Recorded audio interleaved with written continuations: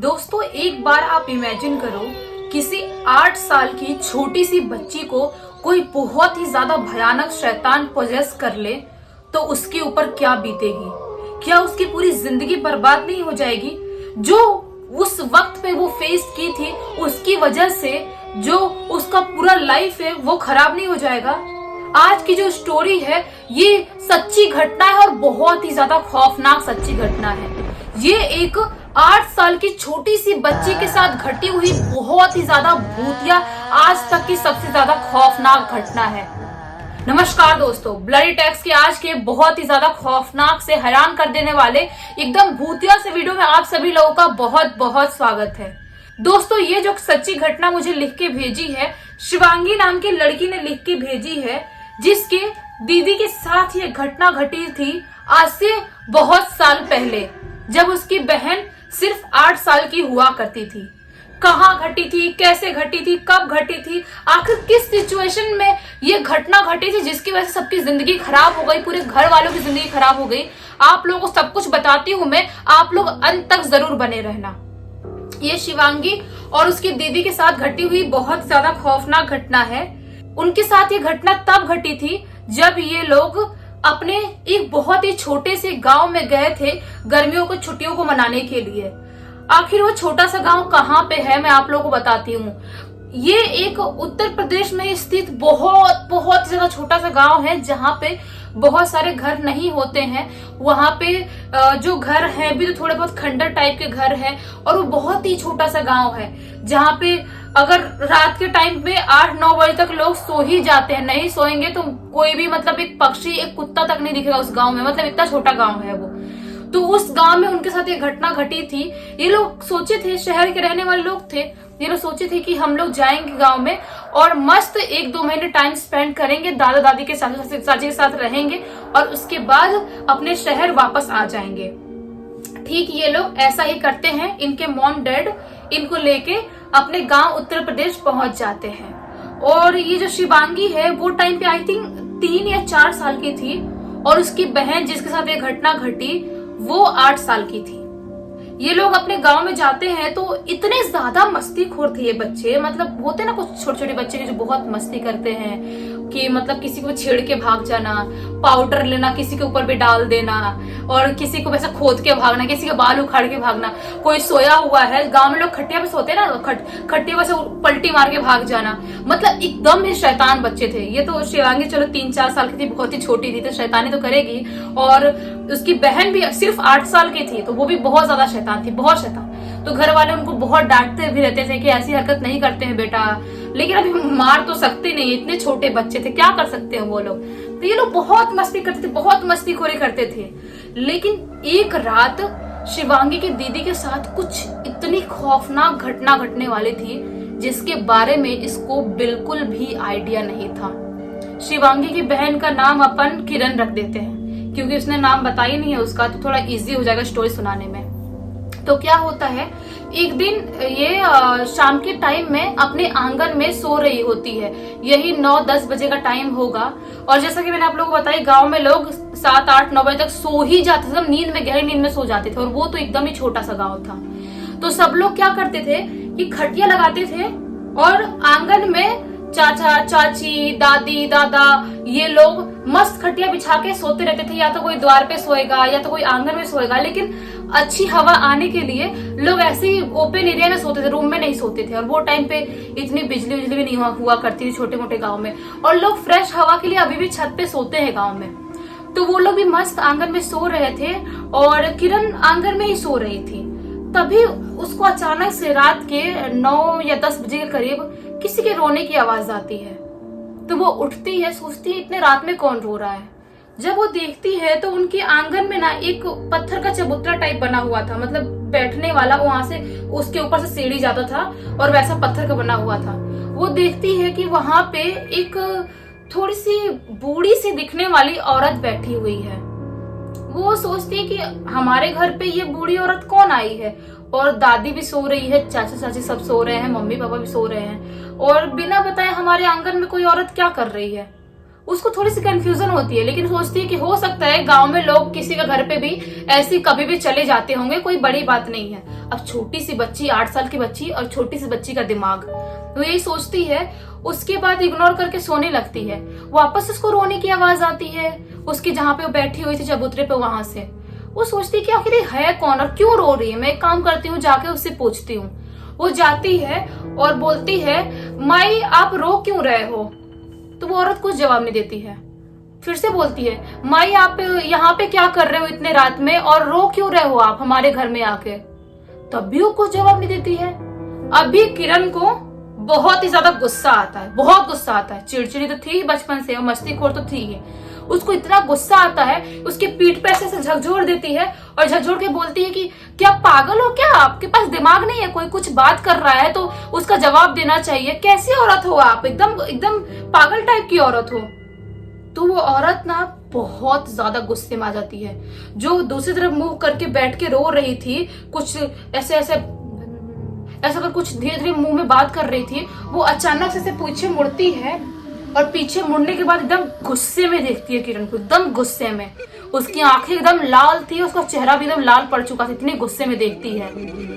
ये किरण थोड़ी सी घबरा जाती है, लेकिन फिर से अपने उसमें आ जाती है गुस्से में कि मेरे घर में बैठ के रो रही है और मैं पूछ रही हूँ तो मेरे गुस्से में देख रही है। वो बोलती है कि ऐसे गुस्से में क्यों देख रही हो? एक तो मेरे घर में बैठी हो, ऊपर से मैं कुछ बोल रही हूँ तो तुम गुस्से में देख रही हो। जाओ भागो यहाँ से, वरना दादी को उठाती हूँ अभी। वो औरत बहुत ही ज्यादा गुस्से में आ जाती है। इतने गुस्से में आती है औरत ये सब कुछ सुन के कि वो ना ऐसा पकड़ लेती है किरण को, ऐसा, और एक हाथ से उसका हाथ मोड़ देती है। बोलती है कि तेरी हिम्मत कैसे मुझे छूने की, और तेरी वजह से मेरा बच्चा रोने लगा। किरण थोड़ी सी कंफ्यूज हो जाती है कि इसके पास बच्चा कहाँ है। उसने, औरत ने हाथ में कुछ ग्रीन कलर का कपड़ा रखी थी और ऐसे ऐसे करके बच्चे को खिला रही थी, और वो भोजपुरी में बोलती है कि तोहरा चलते हमारा लड़का के रोआ था, तोरा हम छोड़े ना मार डाले, ऐसा ऐसा बोलती है। तो किरण को बिल्कुल भी समझ में नहीं आता कि ऐसी बात क्यों कर रही है। किरण को और गुस्सा आता है, उसको ऐसे पकड़ी रहती है वो औरत को। किरण को उसके जो हाथ में जो कपड़ा था, उस कपड़े को किरण पकड़ती है और ऐसे फेंक देती है दूर। बोलती है, लो बड़ा बेटा बेटा कर रही हो तुम, मेरा बेटा रो रहा है, फेंक दिया मैंने, अब देख जो करना है कर लो। वो औरत इतने गुस्से में आती कि एकदम जोर जोर से चिल्लाने लगती है, लेकिन उसके चिल्लाने की वजह से घर वालों किसी की नींद नहीं खुलती है। सब लोग वहीं आंगन में सो रहे होते हैं, किसी की नींद नहीं खुलती। बहुत जोर से चिल्लाने लगती है और दौड़ के जाती है अपने बच्चे को उठाने के लिए। वो जो बच्चा था ना, उसका जो कपड़ा, जिसको बच्चा बोल रहे थे, उसको उठाने के लिए जाती है। तब तक किरण वहां से भागती है और भागते हुए अपनी दादी के पास आती है और दादी के पास आके सो जाती है अंदर कंबल में घुस के। सोचती है वो औरत मुझे आके मारे ना। लेकिन इसको, किरण को बिल्कुल कुछ समझ में नहीं आ रहा था कि आखिर वो औरत है कौन और मेरे साथ ऐसा क्यों कर रही है। तो वो सब कुछ इग्नोर करती है और दादी को पकड़ के खटिया पे सो जाती है। दादी खटिया, अपनी खटिया पे नहीं सोती है। उसके बाद इसकी आंख खुलती है सुबह सुबह। उसके बाद से इसको कुछ भी याद नहीं है कि इसकी जिंदगी में किरण की क्या क्या हुआ, क्या क्या गया, और ना ही शिवांगी को याद है। जो भी ये घटना बताई है उसकी चाची ने बताई है। उसके बाद उसकी जिंदगी में कुछ दिन तक जो भी 10-15 दिन जो चीजें हुई पूरी डिलीट सी हो गई थी। वो जब सुबह जब उठती है किरण, तो उनके घर के पास में ये खेत था। वो खेत में जाती है और वहां पे ऐसे ऐसे कुछ कोड़ने वाला रहता है ना, मिट्टी कोड़ते हैं, वैसा वाला छोटा सा रहता है, क्या बोलते हैं उसको गांव में, मेरे को नहीं पता। उससे ऐसे ऐसे करके कोड़ने लगती है और बहुत बड़ा गड्ढा कर देती है। घर वाले जब देखते हैं, उसके चाचा देखते हैं, तो बहुत गुस्सा करते, बोलते हैं दूसरे की जमीन में गड्ढा क्यों कर रही है?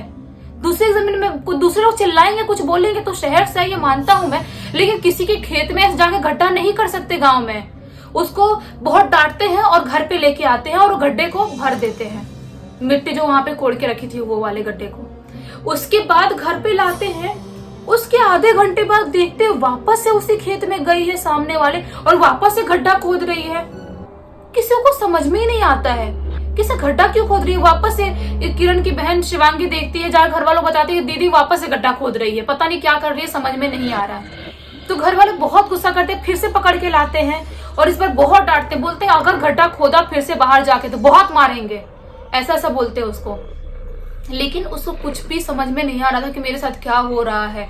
उसके बाद क्या करती है, वो बार बार ऐसे हरकत करती है तो उसको अंदर रूम में बंद कर देते हैं। बोलते हैं कि ना बाहर जाएगी ना गड्ढा खोदेगी, बहुत डांटते हैं घर वाले। उसके बाद जो उसके साथ आज की रात होने वाला था वो बहुत ही ज्यादा खौफनाक था। क्या होता है कि शिवांगी सो रही होती है और उसको ना एक सपना दिखाई देता है कि वही औरत सेम जगह पे वैसे ही बैठ के ऐसे ऐसे करके बच्चे को खिला रही है, और जो मुंह में कुछ बोल रही थी जो पिछली रात में उसने नहीं सुनी थी, क्या बोल रही थी, ऐसे ऐसे ऐसे ऐसे करके वो उसको सपने में क्लियरली सुनाई देता है कि वो बोल रही है कि बाबू तुमको उसने मारी है ना, मैं उसको जिंदा नहीं छोड़ूंगी, उसको मैं मार डालूंगी, हम उसको मार डालेंगे। उसकी हिम्मत कैसे हुई तुमको ऐसे उठा के फेंकने की। तो बहुत ज्यादा किरण डर जाती है। उसको समझ में नहीं आता है कि मतलब मेरे साथ ऐसा क्यों सपने में और वही सेम औरत क्यों दिखाई दे रही है। वो इतनी डर जाती है, उसकी आंख खुलती है। उसके बाद वो उठती है और अपने दादी को ये सपना बताती है। मतलब कभी कभी जब नॉर्मल होती थी तो जो उसके साथ सपने अपने आते थे वो बताती थी, लेकिन उसको बड़े होने के बाद ये सब चीजें कुछ भी याद नहीं थी। तो अपनी दादी को बताती, दादी सोचती है कि ऐसी पूरा सपना होगा, कुछ नहीं है, ऐसी बुरे सपने आते हैं गांव में, आए दिन लोग को आते रहते हैं। उसके बाद क्या होता है कि वो फिर सो जाती है। ये 3 दिन बाद की बात है, जब रात में शिवांगी सो रही होती है, सिर्फ 3-4 साल की थी, अपने बहन के साथ। वो देखती है, उसको कमरे में बंद करके रखने लगे थे अभी। वो देखती है कि मेरी बहन ऐसे एक गुड़िया ली है और गुड़िया को ऐसे ऐसे प्यार कर रही है और भोजपुरी में पता नहीं क्या बोल रही है, जबकि किरण को और शिवांगी को दोनों को भोजपुरी नहीं आती थी। उसको समझ में नहीं आती कि दीदी को कैसे ये लैंग्वेज आ रही है। और उनकी जो आवाज थी जो किरण की, वो एकदम पतली ऐसी आवाज थी, ऐसी वाली पतली आवाज थी। उसको समझ में नहीं आता कि ऐसी आवाज कैसे आ रही है, जैसे कोई नाक से बोलता है ना, जैसे मैं अभी बात कर रही हूँ तो मैं ऐसे बोल रही हूँ, हाँ कैसे हो आप लोग, ऐसे ऐसे वाला बात कर रही थी। उसको समझ में नहीं आता कि दीदी गुड़िया को लेके ऐसे बच्चे की तरह क्यों प्यार कर रही है। बहुत डर जाती है, भागते भागते जाती है दादा दादी के पास, सबको बताती है कि दीदी ऐसी हरकत कर रही है, गुड़िया साथ खेल रही है। तो घर वालों को नॉर्मल लगता है, ऐसा लगता है कि हो सकता है वो अपनी गुड़िया से प्यार करती है तो गुड़िया साथ खेल रही होगी, इसमें कोई बहुत ज्यादा बड़ी बात नहीं है। उसके बाद ये घर वाले इग्नोर कर ही रहे थे, दादा दादी सब लोग इग्नोर कर, उनको बिल्कुल ही भनक नहीं था कि इसके साथ कुछ बहुत गड़बड़ हो चुका है। लेकिन अगले दिन सुबह जब उठती है ना वो, तो वापस से अपने आंगन में ही, मिट्टी का आंगन था वहां पे, बहुत बड़ा गड्ढा खोद देती है। इस बार घर वाले बहुत ज्यादा गुस्से में आ जाते हैं, पूछते हैं कि गड्ढा क्यों खोद रही है बार बार, तू और आंगन में इतना बड़ा गड्ढा क्यों कर दी। तो वो एकदम गुस्से में चिल्लाते हुए बोलती है भोजपुरी में कि यहीं पे बैठूंगी मैं, इसी गड्ढे में बैठूंगी और तुम लोग ऊपर से मिट्टी डालोगे, इसलिए गड्ढा खोद रही हूँ।